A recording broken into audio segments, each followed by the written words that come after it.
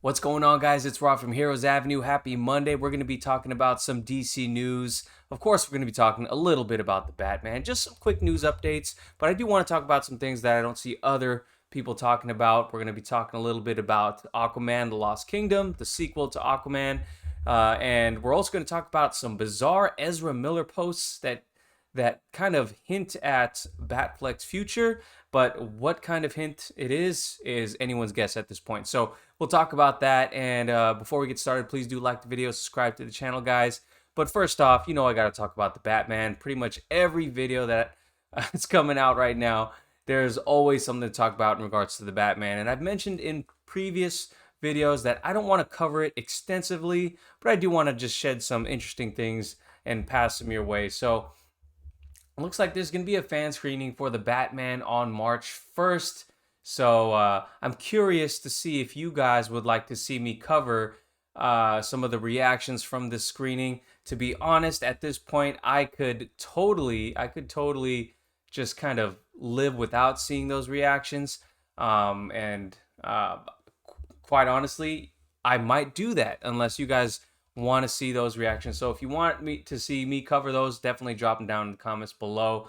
But if not, I may just go in blank. We're less than a month away at this point. Super excited. In my full-time job, I am a fitness recreation coordinator, and I'm actually putting together a superhero run that is a week after this fan screening. So I'm excited. I'm just in this zone of this Batman universe right now, and I'm gonna be kind of cosplaying as Nightwing. So we'll see how that goes at that event. But anyways, one interesting thing that came up was this little tweet in regards to Alfred.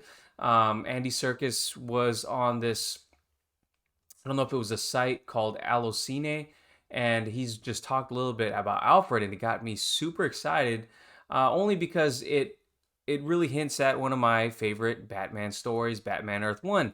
It says, as a soldier, he was desensitized by the war. There is almost a psychopathic side to Alfred in the sense that he does not feel emotion, but he feels pain not being able to feel that emotion.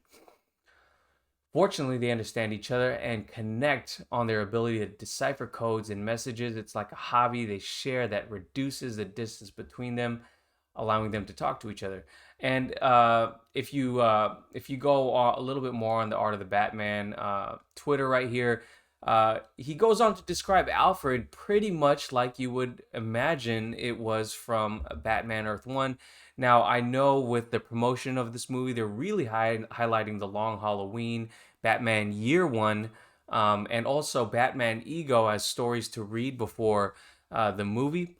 But I heard a long time ago that they were going to be that Matt Reeves took inspiration from Batman Earth 1, and I think that hearing Andy Serkis describe his Alfred sounds like he actually pulled inspiration for his Alfred from that directly, because you totally see Alfred thrust into this father figure position where he didn't want to, or else this child Bruce would be thrown into foster care. So he's kind of thrust into this father figure position where he never thought he would have to be.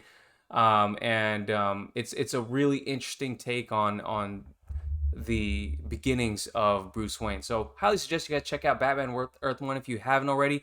Some of you guys probably won't, just because it's written by Jeff Johns, but I gotta say, man, Jeff Johns, he has some great stories. He's a douchebag outside of the storytelling realm, but him and, I think the artwork was by Gary Frank, and artwork is incredible. Check out Batman Earth 1, guys.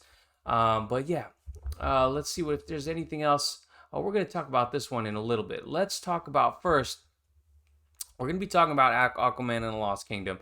And the reason why you see Jason Momoa here as well as Ezra Miller is because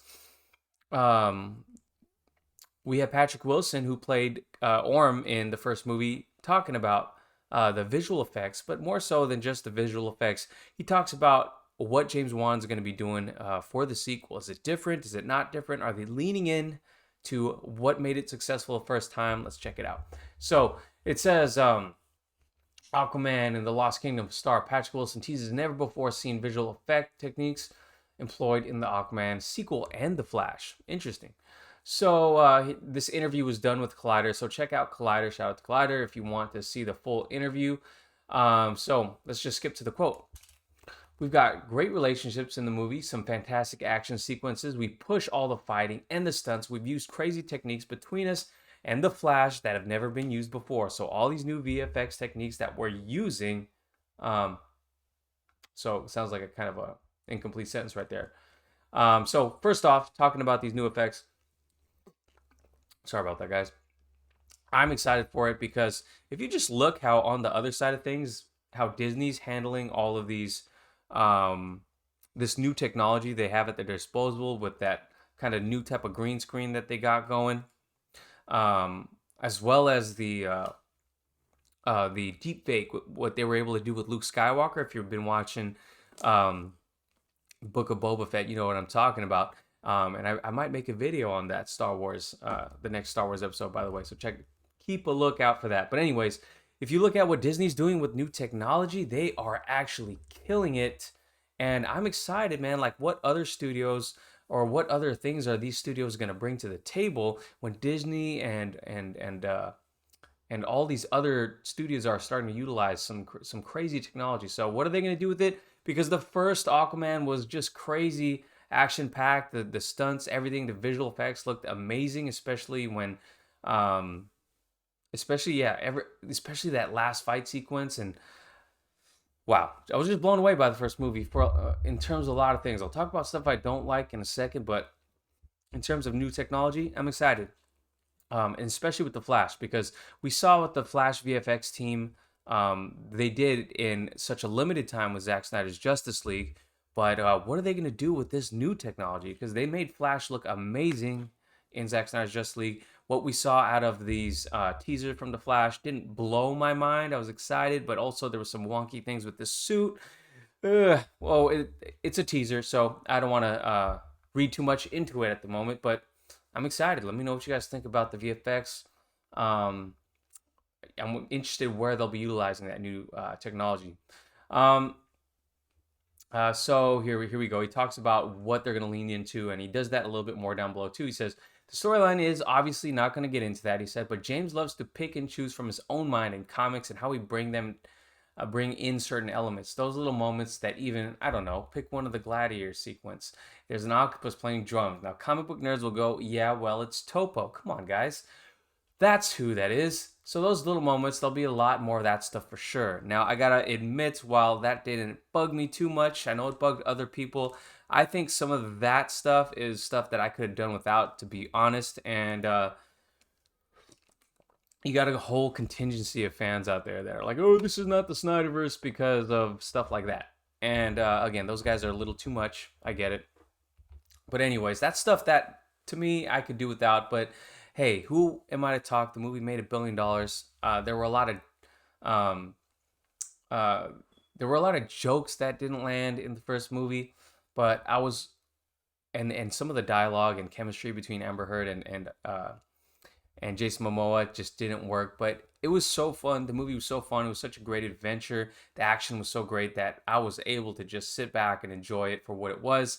That's just me nitpicking, you know. There was stuff like the Black Manta. You know, they teased his original helmet, but in the background of that was this weird '80s music sequence. It just didn't fit the tone, and I know you guys probably know who it was. It just didn't fit the tone of the scene to me. Just like walking out of the beach with that Pitbull song playing. Come on, man. Like, those are some of the choices that I could have done without, that I was able to overlook for sure. Yeah,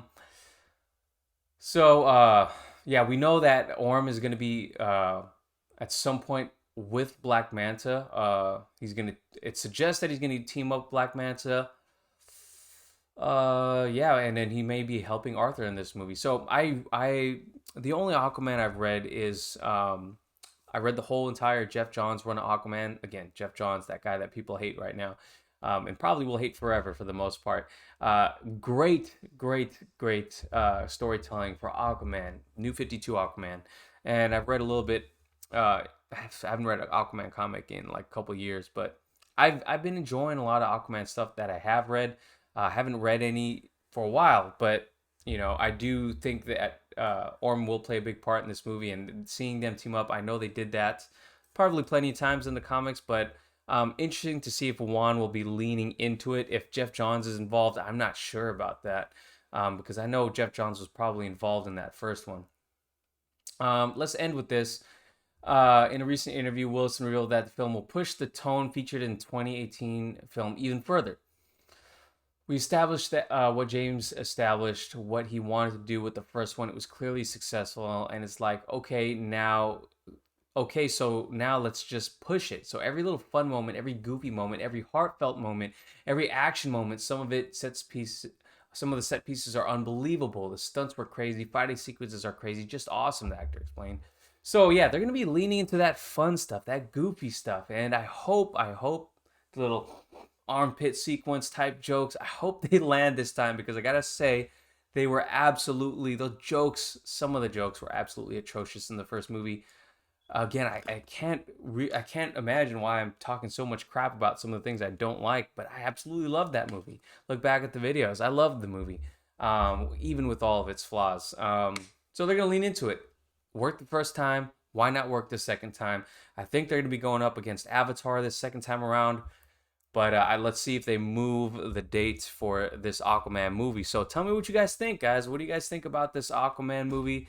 New VFX that they're going to be using, and leaning into the goofiness and the fun moments. The action, I'm okay with them leaning into that crazy action that they gave us in the first one, because I was incredibly satisfied with what we got out of that, especially with the Black Manta scenes. So can't wait to see more. Lastly, guys, want to end this video talking about something that happened. It's a couple weeks ago now. First, we got this weird post from Ezra Miller where he seemingly threatened the KKK. Wasn't sure. I didn't dig too much into it. What that was about. It was kind of funny, because Ezra Miller is not a threatening person at all. I mean, you guys take it out how you want it, but anyone talking, standing up to the KKK, I'm all fine with. That's cool. But then he posted this. He posted this thing right here. So check it out. So it's an article where it seemingly talks about Ben Affleck's last time playing Batman, and that's obviously had a lot of fans heartbroken over the past few years. And he underlined one last time and ha ha ha. He wrote ha ha ha on his Instagram stories. And I think he's kind of new to Instagram, if I remember correctly. But anyways, someone responded to him with these crazy faces. Says, "I'm freaking out." He goes, "Me three, bro." Ezra Miller is a weird dude. He's a weird dude. I guess only places I've really seen Ezra Miller in acting is obviously the Fantastic Beasts series, which he hasn't done much yet. He was great in Perks of Being a Wallflower, and of course, I really enjoyed him as in the extended version he had in Zack Snyder's Justice League. Weird guy, man. Weird guy. We had the whole choking incident that hasn't been addressed yet. But anyways, is he hinting at whether is he giving us hope, guys? I'm curious to know what you guys think. Is he giving us hope that is he laughing at the fact that they think it's going to be Ben's last time? Does he know something that we don't know? That's what a lot of Snyder fans are kind of clinging to, and I don't want to get my hopes up. I'm not going to get my hopes up. I'm not sure if he knows the whole situation. Sometimes actors don't even know what's going on, but obviously he knows Ben's going to be in the movie. Ben said it's going to be a great way to kind of end his role as the Batman. So Ben said it himself. Unless Ben is playing all the fans right now, and we're in for a big surprise when we see the Flash. I am going to keep my hopes and expectations down and say this is just Ezra Miller kind of trolling all of us, just kind of playing and introducing himself to social media, just interacting with people, getting people to talk. And that's my take on it. Let me know if you guys think otherwise. Is Ezra Miller giving the fans a little bit of hope about Ben Affleck reprising his role for future Batman scenes? Let me know what you guys think about it in the comments down below. Thanks for rocking with me. Please like the video, subscribe to the channel. Catch you guys later. Peace.